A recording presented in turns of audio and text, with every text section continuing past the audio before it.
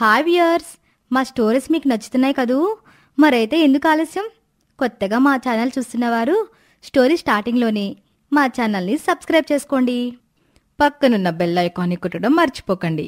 మా స్టోరీస్ మీద మీ అభిప్రాయాన్ని మర్చిపోకుండా కామెంట్ రూపంలో తెలియజేయండి. తప్పకుండా మా వీడియోని ఆఖరి వరకు చూసి లైక్ చేయండి. మరిన్ని మంచి కథల కోసం మమ్మల్ని ఎంకరేజ్ చేయండి. అందరికీ నమస్కారం. ఈరోజు మనం తెలుసుకోబోతున్న కథ అత్తాకోడళ్ళ మాయాచెంబు.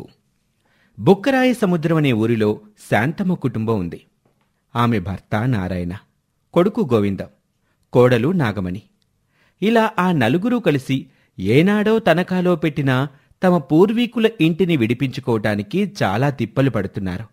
అలా ఎన్నో ఏళ్లుగా వాళ్లు చేస్తున్న కృషి ఫలితంగా చాలా పెద్ద మొత్తంలో డబ్బుని వాళ్ళు కూడబెట్టగలిగారు. ఏమండి, మనం ఇన్ని రోజులుగా కూడబెడుతున్న డబ్బు మొత్తం లెక్కబెట్టి చూస్తే ఇంకా మన ఇంటిని విడిపించుకోవడానికి మనకి ఎంత కావాలో తెలుస్తుంది కదండి. అవును శాంత, ఇప్పుడే కోడల్ని పిలిచి ఆ లెక్క సంగతేంటో కనుక్కుందాం ఉండు. అమ్మా నాగమణి. ఏంటి మామయ్య గారు? మరేం లేదమ్మా, మనం ఎన్నాళ్లుగా కూడబెట్టిన డబ్బు ఎంతో లెక్క చూద్దామని మీ మామయ్య పిలిచారు.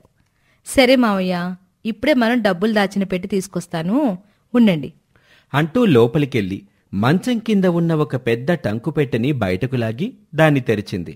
అందులో ఒక తాళం వేసిన చెక్కపెట్టె ఉండటంతో దాన్ని తీసుకొచ్చి తన అత్తామావల ముందు ఉంచింది.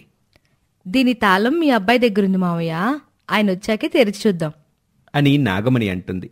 ఇంతలో పని నుండి వస్తున్న గోవిందం, ఏంటి నా గురించే తలుచుకుంటున్నట్టున్నారు?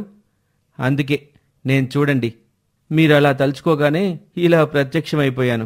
సరే, ఎలాగో ప్రత్యక్షమయ్యారు కదా, మీ దగ్గరున్న ఈ డబ్బులు పెట్టే తాళం ఇచ్చేసి వెళ్ళండి, మిమ్మల్ని తలుచుకున్న పని అయిపోతుంది అంటూ సరదాగా అంటుంది నాగమణి.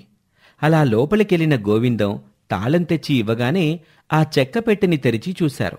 అందులో ఇన్నాళ్ళు వాళ్లు కూడబెట్టిన డబ్బులు 10 లక్షల వరకు ఉంటాయి.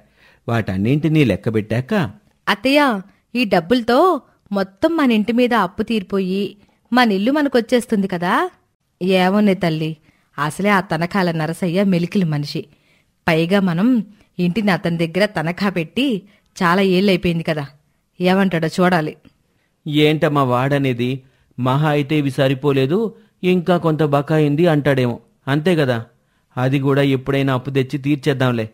ఇకపై ఆ మెలిక మనిషితో మనకి ఏ లావాదేవీలు వద్దు అంటూ ఇన్నాళ్లుగా ఆ తనఖాల నరసయ్య వల్ల వచ్చిన విసుగుని మాటల్లో చెప్పేశాడు కొడుకు.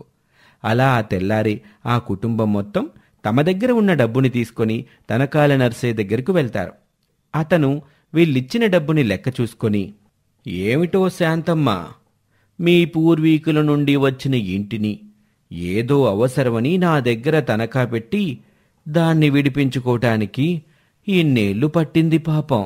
అది సరే నరసయ్య, ఎంతకీ నువ్విచ్చిన దానికి మేం గట్టింది జల్లైపోయినట్టే కదా. అయిపోయింది నారాయణ, ఎందుకైనా మంచిది మీ పద్దు పుస్తకంలో చూస్తాను. మీ పద్దు పుస్తకం లోపల ఎక్కడో పెట్టాను, అది వెతకడానికి సమయం పడుతుంది. ఈలోపు మీ ఇంటి తాళాలు ఇచ్చేస్తాను, తీసుకెళ్ళండి. మేమిచ్చిన ఇల్లు ఇచ్చినట్టే ఉంది కదా, ఏ మార్పులు చేర్పులు చేయలేదు కదా. భలేవారే, మీరిచ్చినప్పుడు ఎలా ఉందో ఇప్పుడు అలానే ఉంది అని చెప్పి ఇంట్లోకెళ్ళి వాళ్ళ ఇంటి తాళాలు తెచ్చి ఇచ్చాడు. అసలు తనఖా నరసయ్య లాంటి మెలికల మనిషి చేతిలో నుండి తమ ఇల్లు అంత సునాయసంగా విడిపించుకోవటం ఆ కుటుంబానికి చాలా ఆశ్చర్యంగా అనిపించినా, తమ ఇంటి తాళాలు చేతిలో పడ్డాయి గనుక అది నిజమని నమ్మి ఆత్రంగా వాళ్ళ ఇంటికి వెళ్లి చూస్తారు. ఇప్పుడు ఆ ఇల్లు మొత్తం ఒక భూతు బంగ్లాలాగా ఉంది. ఎన్నో ఏళ్లుగా ఆ ఇంటిని తెరవనట్టు చెట్లు డొంకలు బాగా పెరిగిపోయి కనిపించింది ఆ ఇంటి బయట నుండి. అత్తయ్య, ఏంటిది మనిల్లేనా? అసలు మనిల్లేనే కోడలా? సచ్చినోడు మనం తనఖా పెట్టిన తర్వాత నుండి ఇటువైపు కూడా వచ్చినట్లేడు. కానీ మనం తీసుకున్న అప్పుకు మాత్రం అప్పుడు చెప్పిన వడ్డీ కన్నా ఎక్కువ వడ్డీ మాత్రం పెంచుకుంటా పోయాడు. సర్లేవే, అయిపోయిన పెళ్లికి బాజలెందుకు గాని, పదండి ఇల్లంతా శుభ్రం చేసుకుందాం అని మొత్తం కుటుంబం అందరూ కలిసి ఆ ఇంటిని బాగు చేసుకోవటం మొదలుపెట్టారు. అలా తనఖా నుండి విడిపించుకున్న తమ ఇంటిని బాగు చేసుకున్నాక ఒకరోజు ఆ ఇంటి బావిలో అత్తాకోడళ్ళిద్దరూ నీళ్లు తోడుతూ ఉండగా వాళ్ల బకెట్లోకి ఒక పాత ఇత్తడి చెంబు వచ్చింది. దాన్ని చూసిన కోడలు, అత్తయ్య, ఇదేంటి ఇంత పాత చెంబు? ఇది మనదేనా? మనదే అయ్యుంటుందిలే. అంటే పూర్వీకులు ఎవరిదో అయ్యుంటది. ఈ ఇల్లు ఇప్పటిదా ఏంటి? దాదాపు 100 ఏళ్ల నుండి ఉన్న ఇల్లు కదా ఇది. అప్పుడు ఎవరో పడేసుకుని ఉంటారు. సర్లే, దాన్ని శుభ్రం చేసుకుని వాడదాం. తీసి పక్కన పెట్టు అని చెప్పి తమ పనులు తాము ముగించుకున్నారు. అలా ఆ పాత ఇత్తడి చెంబుని దగదగలాడేలా శుభ్రం చేసి దాన్ని చూసి మురిసిపోతూ ఉండగా ఆ చెంబు ఒక్కసారిగా కళ్ళు తెరిచి చూస్తుంది. అప్పుడు అది ఒక మాయా చెంబు అని తెలుస్తుంది ఆ అత్తాకోడలిద్దరికి. వాళ్ళిద్దరూ అదిరిపడతారు. కంగారు పడకు ఇల్లాలా, నేను మీ పూర్వీకుల నాటి మాయా చెంబుని. ఒకసారి దొంగల సమస్య వచ్చినప్పుడు నీ భర్త ముత్తాత తండ్రి నన్ను ఆ దొంగలకి అందకుండా చెయ్యాలని ఇలా నూతిలో పడేశాడు. ఆ తర్వాత ఇన్ని తరాల వారు నా గురించి తెలియక చాలా అగచాట్లు పడ్డారు. ఇక మీకు ఆ దిగులు లేదు. అత్తయ్య, ఇదంతా కళ నిజమా? అదేనే కోళ్ళ, నాకు అర్థం కావడం లేదు. అయ్యో, ఏం మనుషులే మీరు! మాయా చెంబుని నేనే చెబుతున్నాను, ఇదంతా నిజమైనా నమ్మరా? సరే, మీ ఇంట్లో ఎంత ధనం ఉందో అంతా తీసుకుని రండి. ఈ మాయా చెంబు మహిమేంటో మీకు చూపిస్తాను. కోళ్ళ, మన ఇంట్లో డబ్బులు ఎంతున్నాయే? 1000-2000 ఉంటాయి అత్తయ్య. సరే, అవి తీసుకునిరా అని చెప్పడంతో కోడలు వెళ్లి తమ దగ్గర ఉన్న డబ్బులు తీసుకొస్తుంది. ఇప్పుడు ఆ ధనాన్ని నాలో వెయ్యండి. నా మహిమేంటో మీకు తెలుస్తుంది అని మాయా చెంబు చెప్పడంతో ఆ అత్తగారు కోడలి దగ్గర డబ్బులు తీసుకుని ఆ మాయా చెంబులో వేస్తుంది. అయినా ఆ చెంబులో ఏ మార్పు కనిపించలేదు. వేసాం కదా మాయా చెంబు, మరి ఏమీ మార్పు రాలేదు కదా? తొందరెందుకే కోడలా, నన్ను నీళ్లు వంపినట్టుగా పక్కకి వంపండి అని చెప్పటంతో ఆత్రంగా కోడలు ఆ చెంబుని పక్కకి వంపింది. అప్పుడు అందులో నుండి వాళ్ళు వేసిన 2000కి బదులుగా 3 కట్టల డబ్బులు రాలాయి. అవి చూసి ఆ అత్తాకోడలిద్దరూ ఎంతో ఆశ్చర్యపోయారు. ఇప్పుడైనా నమ్ముతారా నేను మాయా చెంబునని అని అనటంతో ఆ అత్తాకోడళ్ళు ఆశ్చర్యం నుంచి తేరుకుని, నిజంగా నిన్ను మా పూర్వీకులు మా అలాంటోళ్ళ కోసమే ఆ బావిలో వేశారేమో. చాలా ధన్యవాదాలు మాయా చెంబు అని తమ సంతోషాన్ని మాయా చెంబుతో చెప్పుకున్నారు. అలా ఆ రోజు నుండి ఆ మాయా చెంబు వల్ల తమకొచ్చే కొద్దిపాటి సంపాదనతోటే వాళ్ళు చాలా లాభపడుతున్నారు. తమ భర్తలకి కూడా ఆ మాయా చెంబు విషయం తెలియకుండా జాగ్రత్త పడుతున్నారు ఆ అత్తాకోడళ్ళు. అలా ఆ మాయా చెంబు సహాయంతో గతంలో తమ పూర్వీకులు చేజార్చుకున్న ఆస్తులని మళ్లీ ఈ రోజుకి ఏ ధరలు ఉంటే ఆ ధరలిచ్చి కొనుక్కుంటున్నారు. అలా ఆ అత్తాకోడళ్ల మాయా చెంబు వల్ల ఆ కుటుంబం ఎదుగుతుంటే అది కళ్ళారా చూస్తున్న తనకాల నర్సయ్యకి వాళ్ల మీద అనుమానం వచ్చింది. ఈ బికారోళ్ళు నిన్న మొన్నటి వరకు నాకు వడ్డీ కట్టడానికే అల్లాడిపోయారు కదా, మరి చచ్చీ చెడి నా వడ్డీలకు వడ్డీలను కట్టి విడిపించుకున్న ఇంట్లోకి వెళ్ళాక వీళ్ళకేవైంది? కొంపదీసి ఆ ఇల్లు వీళ్ళకి కలిసొచ్చిందా ఏంటి? చేసుకునేవి చిన్న చిన్న పనులు, కాని ఎక్కడ పడితే అక్కడ చాలా ఆస్తుల్ని కొంటున్నారు. అసలు వీళ్ళ సంపాదన వెనుక ఉన్న రహస్యమేంటో తెలుసుకోవాలి అని అనుకొని ఒకరోజు సాయంత్రం చీకటి పడ్డాక చాటుగా ఆ అత్తాకోడళ్ల పాత ఇంటి కిటికీ దగ్గరకు చేరుతాడు నర్సయ్య. అదే సమయానికి ఆ కోడలు కొంత డబ్బులు తెచ్చి అత్తగారికిస్తుంది. అత్తయ్య, ఇవిగోండి, ఇవాళ నేను సంపాదించిన డబ్బులు మాయా చెంబులో వేసి వీటిని డబల్ చేసి ఇవ్వండి. తీసుకెళ్లి ఈయన పెట్టెలో పెడతాను. సరేనే కోడలా, వెళ్ళి ఆ మాయా చెంబుని తీసుకురా అని చెప్పటంతో కోడలు వెళ్లి ఆ మాయా చెంబుని తీసుకొచ్చింది. అప్పుడు ఆ అత్తగారు కోడలు తెచ్చిన డబ్బులని మాయా చెంబులో వేసింది. ఆ తర్వాత ఆ చెంబుని వంపగా ఆ చెంబులో నుండి వేసిన దానికన్నా ఎక్కువ రెట్ల డబ్బులు కట్టలు కట్టలుగా పడ్డం కిటికీలో నుండి నర్సయ్య చూస్తాడు. అమ్మో అమ్మో, ఇన్నాళ్ళు ఈ ఇంట్లో ఇలాంటి మాయా చెంబు వదిలిపోయారని తెలియక నేను దీన్ని తాళం వేసి బూజులు పట్టించాను. ఇంత విలువైన మాయా చెంబుని వీళ్ళకెందుకు వదులుతాను, నా దగ్గర పెట్టుకుంటాను గాని అని అనుకొని అక్కడి నుంచి వెళ్ళిపోతాడు నర్సయ్య. ఇక ఆ తెల్లవారి ఎప్పటిలాగానే ఇంటిల్లిపాది తమ తమ పనులకి వెళ్ళిపోతారు. తనకాల నర్సయ్యొచ్చి ఆ అత్తాకోడళ్ల ఇంటికి సంబంధించిన మరో తాళం తన దగ్గర ఉండటంతో దాన్ని ఉపయోగించి ఆ ఇంట్లోకి చొరబడతాడు. అత్తాకోడళ్ల మాయా చెంబుని దొంగిలించి మళ్లీ తాళాన్ని యథాప్రకారంగా వేసుకుని వెళ్ళిపోతూ ఉన్నాడు. అప్పుడు ఆ మాయాచెంబు ఏడుస్తూ, అయ్యో దుర్మార్గుడా, నన్ను దొంగిలించావేంట్రా, వదిలిపెట్టరా నన్ను అంటూ కళ్ళమ్మట నీళ్లు పెట్టుకుంటుంది మాయాచెంబు. ఇన్నేళ్ల తరువాత తమ జీవితాల్లో మార్పు తెచ్చిన తమ పూర్వీకుల సొత్తైన ఆ మాయాచెంబు ఆ అత్తాకోడళ్ళకి దొరికినట్టే దొరికి దూరం అయ్యాక వాళ్ళ జీవితాలు ఏం కాబోతున్నాయి? కనీసం తమ భర్తలకి కూడా ఆ మాయాచెంబు గురించి తెలియకుండా రహస్యంగా ఉంచిన ఆ ఆడాళ్ళిద్దరూ ఇప్పుడు తన మాయాచెంబు చోరీ అయిందని తెలిస్తే ఏం చేస్తారు? ఇవన్నీ తెలియాలంటే మాయాచెంబు మరో భాగం వరకు వేచి చూడండి. రాజన్నగూడెం అనే ఊరిలో స్వామి అనే మధ్యతరగతి వ్యక్తి ఉన్నాడు. తన భార్యని, ఒక్కగానొక్క కూతురు జయని పోషించుకోవటానికి అతనికి ఒక చిన్న ఉద్యోగం ఉంది. ఆ ఉద్యోగం చేస్తూ జీవిస్తున్నాడు. ఇదీ కాక తమ తాతల నాటి ఆస్తి ఒకటి దాయాదుల గొడవల్లో కోర్టులో ఉంది. అందుకే ఆ కేసు ఎలాగైనా గెలిచి న్యాయంగా తనకి రావాల్సిన వాటాని తను సాధించటం కోసం కోర్టు ఖర్చులకి, అవసరాలు తీరటం కోసం ప్రతిరోజు సాయంత్రం ఉద్యోగం అయిపోయిన తర్వాత సాయంత్రం నుండి అర్ధరాత్రి దాటే వరకు మరో పార్ట్ టైం ఉద్యోగం చేసుకుంటూ డబ్బులు సంపాదిస్తున్నాడు. ఒకరోజు ఎప్పటిలాగానే పగలు చేసే ఉద్యోగం పూర్తి చేసుకుని నైట్ డ్యూటీకి వెళ్లి అక్కడ్నుంచి ఇంటికి తిరిగొచ్చేసరికి అర్ధరాత్రి 2 గంటలైంది. అలవాటుగా తన దగ్గర ఉన్న తాళంతో తలుపు తెరుచుకుని ఇంట్లోకి వెళ్లిన స్వామికి లోపల హాల్లో తన కూతురు జయ నిద్రపోకుండా తన కోసమే ఎదురు చూస్తూ కనిపించింది. అప్పుడు స్వామి, ఏంట్రా ఇంత లేట్ అయిపోయింది, ఇంకా పడుకోలేదు? నిద్ర పట్టటం లేదా? లేదు నాన్న, నిన్ను తలుచుకుంటుంటే నాకు నిద్ర పట్టడం లేదు. నాకేమైందిరా? నటించకండి నాన్న. నీకు 2 రోజుల నుండి ఒంట్లో బాగోలేదని నాకెందుకు చెప్పలేదు?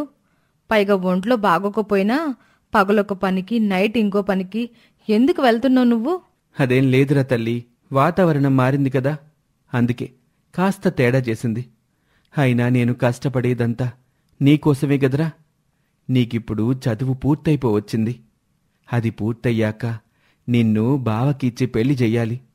మావయ్య వాళ్ళ సంగతి నీకు తెలుసు కదా, బాగా ఆస్తున్నవాళ్లు. అయినా మీ అమ్మ మీదున్న ప్రేమతో నిన్ను తమ కోడల్ని చేసుకుంటామన్నారు. వాళ్ళన్నారు గదా అని నేను నిన్ను ఉట్టి చేతులతో పంపలేను గదమ్మా. కోర్టులో నాకు రావాల్సిన ఆస్తి మరో 2 హియరింగ్స్లో మనకొచ్చేస్తుంది. అప్పుడు మావయ్య వాళ్ల తాహతకు తగ్గట్టు నీకు మీ బావకి పెళ్లి జరిపించేస్తే ఇంక నాకు కావాల్సిందేముంటుంది చెప్పు తల్లి? ఎప్పుడు ఇలాగే చెప్పి నా నోరు మూయించేస్తావు నాన్నా. అసలు నీ ఆరోగ్యాన్ని లెక్క చేయకుండా నువ్వలా కష్టపడుతుంటే నాకు నచ్చడం లేదు. నాకు పెళ్లి కాకపోయినా పర్వాలేదు, కానీ నువ్వు మాత్రం బాగుండాలి నాన్న. అయ్యో, బ్రాహ్మీ ముహూర్తంలో అవే మాటలమ్మా. ఇంకెప్పుడు అలాంటి పిచ్చి మాటలు మాట్లాడబాకు. నువ్వు చక్కగా పెళ్లి చేసుకొని అత్తారింట్లో సుఖంగా కాపురం చేసుకుంటే నాకదే చాలమ్మా అంటూ తన ప్రేమతో కూతురి నోరు మూయించేశాడు ఆ తండ్రి. ఈ విధంగా కూతురి పెళ్లి కోసమని, చదువు కోసమని ఆ తండ్రి పడని కష్టం లేదు. అలా రోజులు గడుస్తున్నాయి. కోర్టులో ఉన్న కేసు సంగతి ఎటూ తేలటమూ లేదు. వాయిదాల మీద వాయిదాలు పడుతుంది. ఇదిలా ఉంటే జయ మాత్రం తన కాలేజ్ క్లాస్మేట్ అరవింద్తో చాలా కాలంగా ప్రేమలో ఉంది. ఇద్దరికీ ఒకరంటే ఒకరికి చాలా ఇష్టం.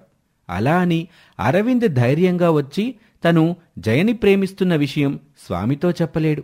ఎందుకంటే అతను ముందు వెనుక ఎవ్వరూ లేని ఒక అనాథ కనుక. అరవింద్, మా నాన్న నా పెళ్లిని మా మావయ్య కొడుకుతో చేయడానికి చూస్తున్నాడు. అందుకే త్వరగా మన విషయం మా నాన్నతోటి చెప్పాలనుకుంటున్నాను. చూడు జయ, ఈ విషయంలో నేను నీకు ఏమీ చెప్పలేకపోతున్నాను. నువ్వు నాకు కావాలి. అలా అని ఏ ఉద్యోగం లేకుండా మీ నాన్న ముందుకొచ్చి ఇదే మాట నేను చెప్పలేను. చెప్పి నేను దక్కించుకోలేను. ఒక విషయం చెప్పనా జయ, నాలాంటి అనాథకి ఉద్యోగమో, కష్టపడి సంపాదించిన డబ్బో ఏదో ఒకటి లేకపోతే ఏ ఆడపిల్ల తండ్రి మమ్మల్ని నమ్మడు. ఎందుకంటే మా కుటుంబం గాని, బంధువులు కాని ఎవరూ ఉండరు. మా మంచి చెడులు మేమే చేసుకోవాలి తప్ప మా గురించి చెప్పేవాళ్ళు ఉండరు గనక. కాబట్టి మరొక 10 రోజులు వెయిట్ చేద్దాం. నాకు జాబ్ వస్తుందని నమ్మకం ఉంది. అది రాగానే నేనే వచ్చి మీ నాన్నతో మాట్లాడతాను అని తను ప్రేమిస్తున్న అమ్మాయి మీద ఎంత ప్రేమ ఉన్నా తన చుట్టూ ఉన్న పరిస్థితుల వల్ల తనకి వచ్చిన నిస్సహాయతతో ఉండిపోయాడు. అలా రోజులు గడుస్తున్నాయి. ఇటు అరవింద్కి ఎన్ని ఇంటర్వ్యూస్కి వెళ్ళినా ఉద్యోగం రావటం లేదు. కాని అటు స్వామికి కోర్టులో ఉన్న కేసు దాదాపుగా ఫైనల్ స్టేజ్కి వచ్చేసింది.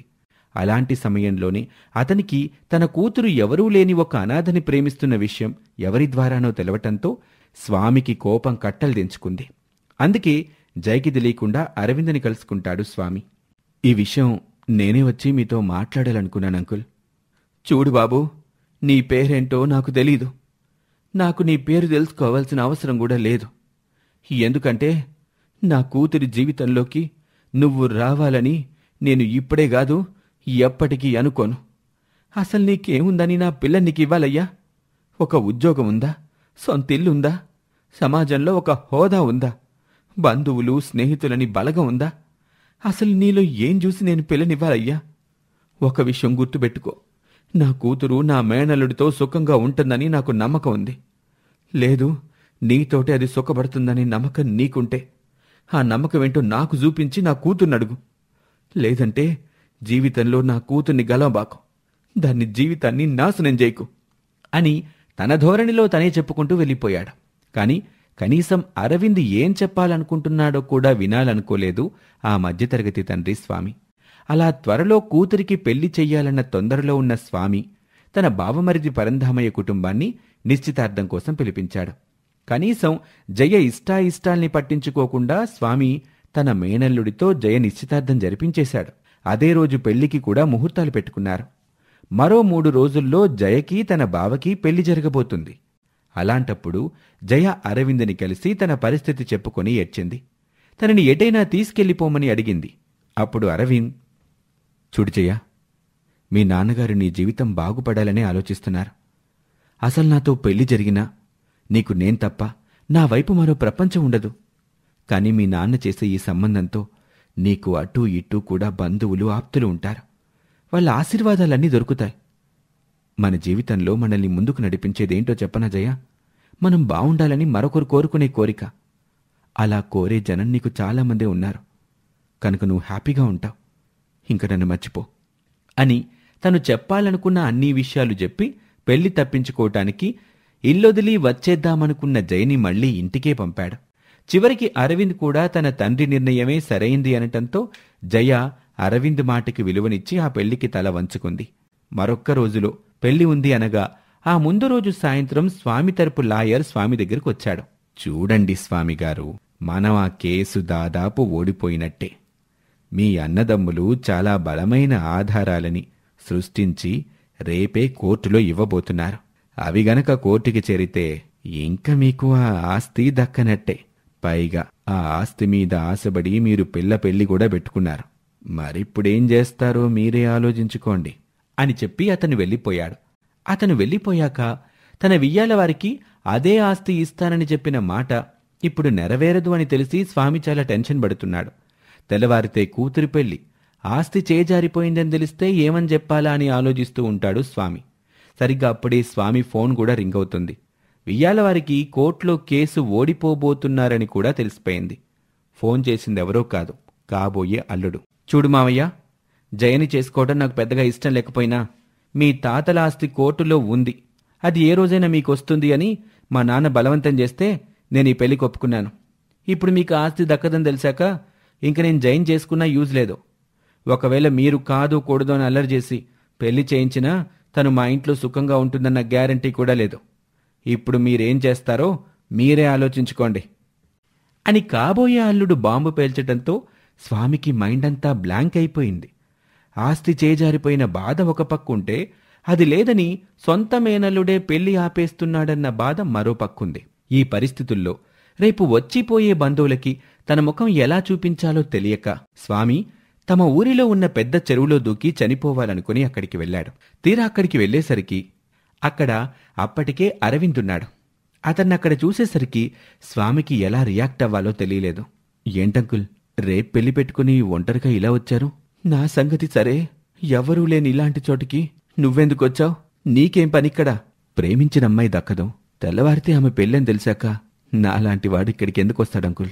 మీరనుకున్నట్టు చావడానికే వచ్చాను అని అరవింద్ అనేసరికి ఎందుకో స్వామికి దుఃఖం తన్నుకొచ్చేసింది.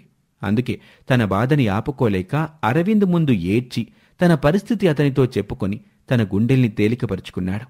అప్పుడు అరవింద్, చూశారా అంకుల్, అంతమంది బంధువులు, స్నేహితులు, శ్రేయోభిలాషులు ఉండి కూడా మీకొక సమస్య వస్తే వాళ్లకి ముఖం చూపించుకోలేక చావడానికొచ్చారు. మీరు మీ లాయర్తో మాట్లాడినప్పుడే జయ నాకు ఫోన్ చేసింది. మీరిలాంటి ఆలోచన ఏదో ఒకటి చేస్తారనే అనుమానంతోటే మిమ్మల్ని ఫాలో అవుతూ వచ్చాను. డబ్బు కోసం, ఆస్తుల కోసం ఆశపడ్డానికి నాకెవరూ లేరంకుల్. కేవలం నా తెలివిని నమ్ముకుని నేను బతుకుతున్నాను. రేపెళ్ళైతే నా భార్యని కూడా అలాగే బతికించుకుంటాను. అంతేకాని ఆశలు తీరలేదని ఇచ్చిన వాటిని మధ్యలో వదిలి పోనంకుల్ అంటూ తన మనస్తత్వమేంటో, తన వ్యక్తిత్వమేంటో స్వామికి అప్పుడు విడమర్చి చెప్పాడు అరవింద్. అలా కాసేపు వాళ్ళిద్దరి మాటల తరువాత స్వామికి చెడిపోయిన తన కూతురి పెళ్లికన్నా ఇంత ఉన్నతమైన భావాలున్న కుర్రాడు తనకి అల్లుడిగా వస్తే ఏదో ఒక రోజు తనే సుఖపడుతుందనే నమ్మకం కలిగింది. అందుకే స్వామి, చూడరవింద్, నువ్వు నా కళ్ళు తెరిపించావు. రేపు ఎవ్వరు ఏమనుకున్నా సరే నేను పట్టించుకోను. రేపు పెళ్లి పీటల మీద నా కూతుర్ని పెళ్లి చేసుకోబోయేది మాత్రం నువ్వే అని చెప్పి అతన్ని వెంటబెట్టుకుని సంతోషంగా ఇంటికి వెళ్ళాడు. అలా తన కూతురు ప్రేమించిన కుర్రాన్ని కాదని తను చూసిన సంబంధం చెయ్యాలి అనుకున్న ఆ తండ్రి చివరికి తన కూతురు ఇష్టపడిన వ్యక్తితోటే కూతురి పెళ్లి జరిపించాడు. గోదారిపల్లి గ్రామంలో ఉండే నారాయణ, సుభద్ర దంపతులకి సుభాష్, దినేష్ అనే 2 కొడుకులు ఉంటారు.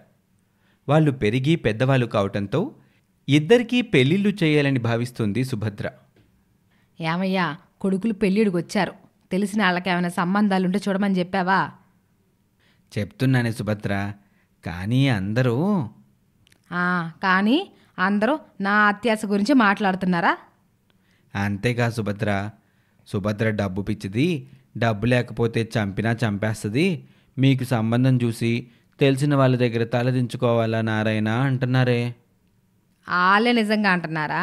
ఎలాగో సమయం సందర్భం దొరికింది కదా అని తమరే వాయిస్తున్నారా? అయ్యో సుభద్ర, అయినా నేను చెప్పే విధానంలో అది అబద్ధమో నిజమో నువ్వు గ్రహించేస్తావు కదా. నా పప్పుల్ని నువ్వు సరిగా ఉడకనివ్వవు కదా సుభద్ర. నేను కూడా ఈ మాటలు విన్నాను కాబట్టి మీరు చెప్పేది నిజమని నేను నమ్ముతున్నానులే. అయినా ఎవరో ఏదో అనుకుంటున్నారని నేను మారే రకాన్ని కాదు. అవును, నాకు అత్యాశ ఉంది, కానీ అది ఎవరి కోసం? నా కొడుకుల కోసమేగా.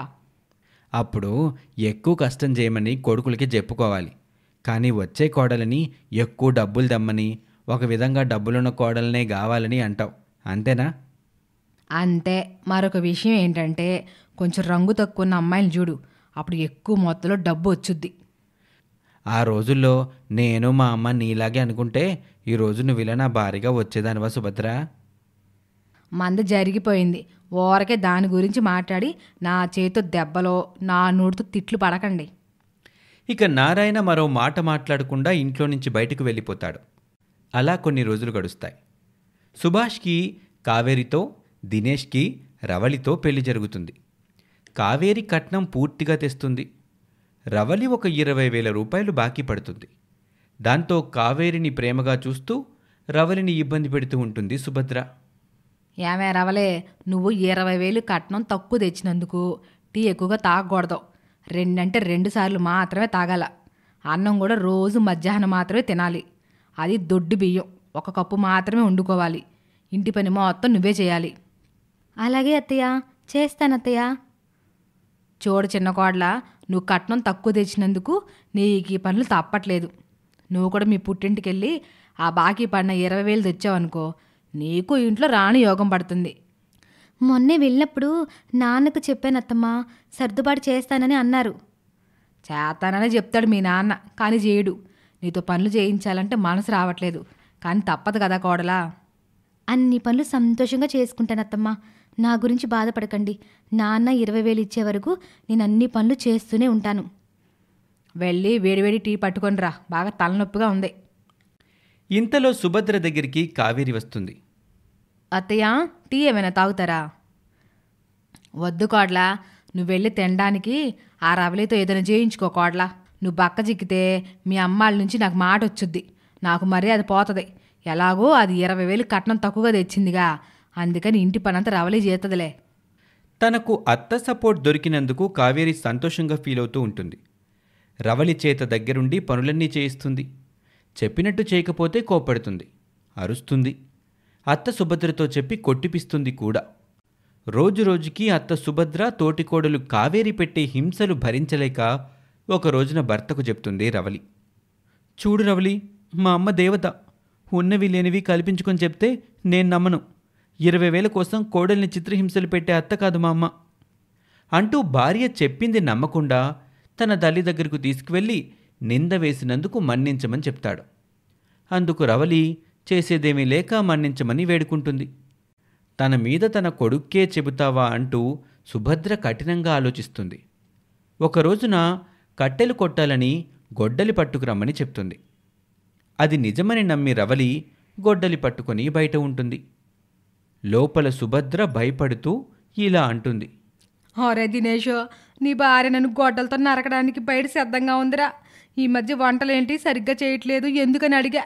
నన్ను చంపేస్తానంటుందిరా. దినేష్ తల్లి చెప్పింది నిజమని నమ్ముతాడు. రవలిని ఇంట్లో నుంచి తన పుట్టింటికి పంపించేస్తాడు. రవలికి ఎక్కడికి వెళ్లాలో తెలియక ఒక అడవిలోకి వెళ్తుంది. ఒక నీటి కుంట కనబడ్డంతో అందులో దూకి చచ్చిపోవాలనుకుంటుంది రవలి. కానీ వెంటనే తేరుకుంటుంది. నేనిప్పుడు చచ్చిపోతే మా అత్త నా మీద వేసిన నిందలు నిజమని అందరు నమ్ముతారు. అలా కాకుండా తన తల్లి గురించి ఆయన తెలుసుకొని నా కోసం వచ్చే వరకు నేను బతకాలి. ఇక్కడే ఇల్లు కట్టుకొని ఈ అడవిలోనే దొరికే పళ్ళను దుంపలను తింటూ ఉంటాను అనుకుని అడవిలో ఉన్న వెదురు బొంగుల్ని తెచ్చుకుని ఇల్లు కట్టుకుంటుంది. అడవిలో దొరికే పళ్ళను దుంపలను తింటూ ఉంటుంది. అలా రోజులు గడుస్తూ ఉంటాయి. ఒక రోజున తినటానికి కావాల్సిన పళ్ళ కోసం వెళ్తుంది రవలి. ఒక చెట్టు కింద కూర్చొని ఏడుస్తున్న కావేరి కనబడుతుంది. అక్క, నువ్వేంటి ఇక్కడికి వచ్చావు? చెల్లి, నువ్వు బతికే ఉన్నావా? నన్ను మన్నించు చెల్లి. అత్త మాటల్ని పట్టుకొని నిన్ను చాలా బాధలు పెట్టాను. నువ్వింటి నుంచి వెళ్ళిపోయాక తెలిసింది మన అత్త అసలు రంగేంటో. అసలేం జరిగిందక్కా? 2 లక్షలు కడితే ప్రభుత్వ ఉద్యోగం వస్తుందని ఎవరో చెప్పారంట. ఆ డబ్బులు తీసుకురమ్మని ఆయన అత్త ఇద్దరు కలిసి చిత్రహింసలు పెట్టారు. అన్ని పనులు నాతో చేయించారు. పనులు చేసినందుకు నాకు బాధ లేదు, కానీ డబ్బులు కావాలని పెట్టిన బాధలు అన్నీ ఇన్ని కావు అని కావేరి చెప్తూ బోరుని ఏడుస్తుంది. కావేరి చెప్పింది మొత్తం విని రవలి ఓదార్చుతుంది. బాధపడకక్క, ఇక్కడ మనల్ని ఎవ్వరు ఇబ్బంది పెట్టరు. అది కావాలి ఇది కావాలని అడగరు. అడవిలో దొరికే పళ్ళను దుంపలను తిందాం. అలాగే చెల్లి. ఇక ఆ రోజు నుంచి తోటికోడళ్ళు కావేరి రవలి ఇద్దరూ అడవిలో కట్టుకున్న వెదురు బొంగుల ఇంటిలో ఉంటారు. అడవిలో దొరికే దుంపల్ని పళ్ళని తింటూ బ్రతుకుతూ ఉంటారు. అలా కొన్ని రోజులు గడుస్తాయి. కోడళ్ళు లేని సుభద్ర ఒక్కతే ఇంటి పని చెయ్యలేక ఇబ్బంది పడుతూ ఉంటుంది. ఒకరోజున దినేష్ ఇలా అంటాడు. వదిన ఇంట్లో నుంచి వెళ్ళిపోతూ నా భార్య రవలి గురించి చెప్పింది. అదంతా నిజమా అమ్మా? దినేష్ అలా అడగగానే ఆ మాట విని సుభద్ర తత్తరపడుతుంది. ఏం చెప్పాలో సుభద్రకి అర్థం కాదు. ఏమీ మాట్లాడకుండా తన రూంలోకి వెళ్ళి తలుపేసుకుంటుంది. ఇంతలోనే బయట నుంచి సుభాష్ ఇంటికొస్తాడు. ఇంటికి రాగానే ఆప్యాయంగా పలకరించే భార్యలు లేకపోయేసరికి సుభాష్ దినేష్ ఇద్దరూ బాధపడుతూ నీరసించిపోతారు.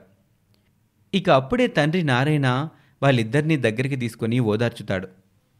బాబు దినేష్, సుభాష్, మన ఇంటికొచ్చిన కోడలిద్దరూ మంచివాళ్ళురా, మనసున్నాళ్ళు. మీ అమ్మ మాటిని మీ భార్యల్ని దూరం చేసుకున్నారు. తల్లి మీద ప్రేమ ఉండాలి, అది మరీ గుడ్డిగా ఉండకూడదు. భార్యలపై ప్రేమ ఉండాలి, అది అతిగా ఉండకూడదు. రవలి విషయంలో నేను తప్పు చేశానన్నా. సుభాష్, ప్రభుత్వ ఉద్యోగం సంపాదించడం నీ లక్ష్యం రా. అందుకు నీ భార్యని అత్తామామల్ని సపోర్ట్ అడగాలి కానీ అదనంగా కట్నం ఇవ్వమని కాదు. అయినా నా దృష్టిలో అత్తగారి సొమ్ము కాసుపడి బతికేవాడు మనిషే కాదు, భర్త కాదు, అసలు అల్లుడు అంతకన్నా కాదు. తండ్రి చెప్పిన మాటలకి సుభాష్ కూడా బాధపడతాడు. ఇక ఆ రోజు రాత్రి తన తల్లి మాటలు విని డబ్బులు కావాలని భార్య కావేరిని చితకబాదింది తలుచుకొని బాధపడుతూ ఉంటాడు. పక్కనే ఉన్న తల్లి తనను ఆపడానికి ఏ ప్రయత్నం చెయ్యలేదని ఫీల్ అవుతూ ఉంటాడు. ఇక నారాయణ వెళ్ళి మీ భార్యల్ని మీరు తీసుకొచ్చుకొని సంతోషంగా కాపురం చేసుకోండని, వాళ్ళిద్దరూ అడవిలోనే ఉన్నారని చెప్తాడు. ఇక అన్నదమ్ములిద్దరూ ఏమాత్రం ఆలస్యం చేయకుండా తమ తండ్రి చెప్పిన మాట విని భార్యల్ని వెతుక్కుంటూ అడవిలోకి వెళ్తారు. వాళ్ళిద్దరికీ ఒక దగ్గర వెదురు బొంగుల ఇల్లు కనబడుతోంది. అక్కడ సంతోషంగా ఉన్న తోటికోడళ్ళు కావేరీ రవలి తమ దగ్గరికి వచ్చిన భర్తల్ని చూసి సంబరపడుతూ ఉంటారు. సుభాష్, దినేష్ తమ భార్యల్ని మన్నించమని వేడుకుంటారు. ఇద్దరు అక్కడే ఉంటూ సంతోషంగా జీవనం సాగిస్తూ ఉంటారు. ఈ స్టోరీ మీకు నచ్చితే లైక్ చేయండి, కమెంట్ చేయండి. ఇలాంటి ఇంట్రెస్టింగ్ స్టోరీస్ కోసం మా ఛానల్ని ఇప్పుడే సబ్స్క్రైబ్ చేసుకోండి. Thank you for watching.